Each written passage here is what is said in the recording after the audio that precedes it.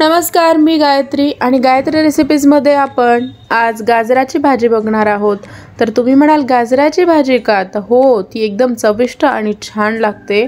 यासोबत मी काही व्हेजिटेबल्सही ॲड केलेले आहेत। तर पाहूयात चटपटीत अशी नवीन प्रकारची गाजराची भाजी। तर तुम्ही पाहू शकता हिची चव, कलर यावरूनच तुम्हाला ही भाजी लक्षात आलेली असेल। रेसिपीला सुरुवात करूया। यासाठी मी काही व्हेजिटेबल्सही कट करून घेतलेले आहेत। आलू, शिमला मिरची, फुलगोबी, गाजराचे काप आणि कांदा। तर आता रेसिपीला पाहूया कशी करायची आहे। यासाठी एक बाउल घ्यायचा आहे आणि ह्या बाउलमध्ये मी बेसन पिठाचा वापर करणार आहे। तर यामध्ये मी बेसन पीठ घातलं आहे अर्धी वाटी। यामध्येच आता धना पावडर घालायचा आहे 1 चमचा, लाल तिखट घालायचा आहे 1 चमचा आणि यामध्ये आपण कांदा लसूण मसाला जे वापरतो तो घातला आहे।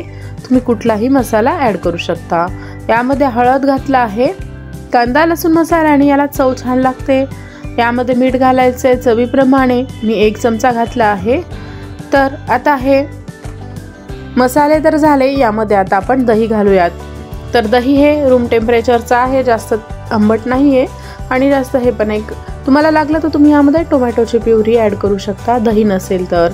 यामध्ये आता मी हे भाज्या सगळ्या घातलेल्या आहेत आणि यासोबत गाजरही घातले आहेत। आता याला आपण मिक्स करायचं आहे छान प्रकारे।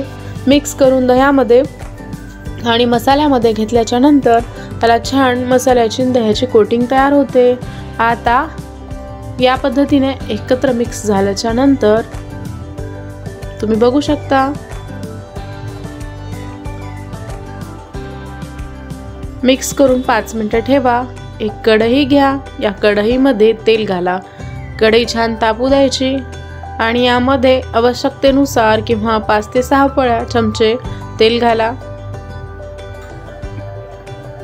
आता यामध्ये मोहरी घालायची, मोहरी फुटली, छान तडतडली, छान फोडणी बसते। आता यामध्ये आपण कांदा घालायचा आहे। हा मी वेगळा बारीक चिरलेला 1 कांदा घेतलेला आहे। हा फोडणीसाठी कांदा वापरायचा। कांदा लालबुंद रंगापर्यंत छान परतून घ्यायचा। यामध्ये अद्रक लसूणची पेस्ट घालायची, पेस्ट 1 चमचा घेतली आहे। आता याला छानपैकी मिक्स करायचं। याचा कलर बदलेपर्यंत याला छान परतून घ्यायचं आहे। फोडणी छान झाली की भाजीला चव छान लागते आणि भाजी आणि पोळी खाल्ल्या जाते। तर याच पद्धतीने आता याचा कलर बदलेपर्यंत मी याला परतून घेईल आणि परतून झाल्याच्या नंतर याचा कलर बदलला, तुम्ही पाहू शकता। आता यामध्ये आपण हे व्हेजिटेबल्स गाजर घालून घेऊयात। पटकन होणारी आणि चटपटीत अशी ही भाजी बनवून तयार होते। तर यामध्ये मी आमचूर पावडरही ॲड करणार आहे। आमचूर पावडर ॲड केल्याने याला चटपटीत अशी टेस्ट लागेल। आता हे छान प्रकारे मिक्स करूयात। हे मिक्स करायचे, तेलामध्ये छान वाफवून घ्यायची, एक वाफ येऊ द्यायची। पाहू शकता तुम्ही छान बेसन पीठ भाजले जाते आणि आता यामध्ये आपण बारीक चिरलेली कोथिंबीर आणि मी आमचूर पावडरही घातलेला आहे यामध्ये अर्धा चमचा आणि यामध्ये आपण पाणी घालायचे आवश्यकतेनुसार। तर मी यामध्ये पाणी घातलं आहे 2 वाट्या। याला छान प्रकारे मिक्स करायचे। तुम्ही पाहू शकता झाली आहे की नाही छान चटपटीत अशी भाजी। आता या भाजीला आपण झाकून ठेवायचं आहे आणि थोडंसं पाणी घालून तेल सुटेपर्यंत छानपैकी शिजू द्यायचे आहे। चॅनलला लाईक, शेअर आणि सबस्क्राईब करायला विसरू नका। त्याला झाकून ठेवायचे आणि भाजी शिजेपर्यंत।